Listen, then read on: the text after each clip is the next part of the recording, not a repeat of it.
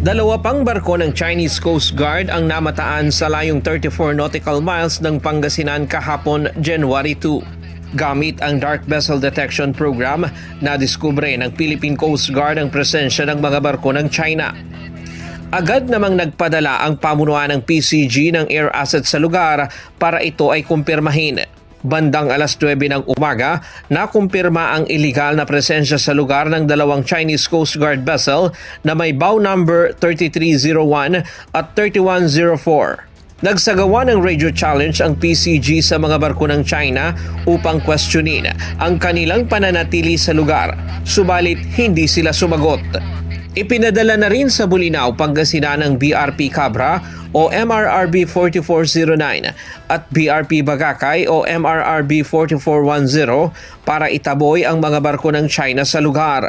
Halos isang buwan na simula nang unang ma-detect ng PCG ang iligal na pananatili ng monster ship ng China sa layong 54 nautical miles mula Capones Island sa Zambales noong January 4. Bagamat na itaboy na ito sa layong 117 nautical miles mula sa Zambales, mananatiling nakatuon ang atensyon ng PCG sa pagpigil sa plano ng China na gawing normal ang pananatili ng kanilang mga barko sa Exclusive Economic Zone o EEZ ng bansa.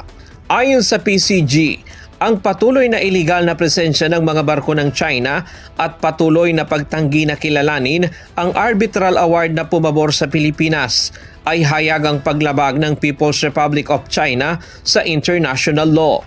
Habang ipinahahayag ng China na layunin nilang maitaguyod ang kapayapaan at katatagan sa rehiyon sa pamamagitan ng mutual trust at kooperasyon. Malinaw anya na taliwas dito ang kanilang ginagawang mga aksyon.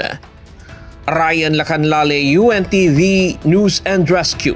Diyos ang aming sandigan, serbisyo publiko ang aming pinahahalagahan.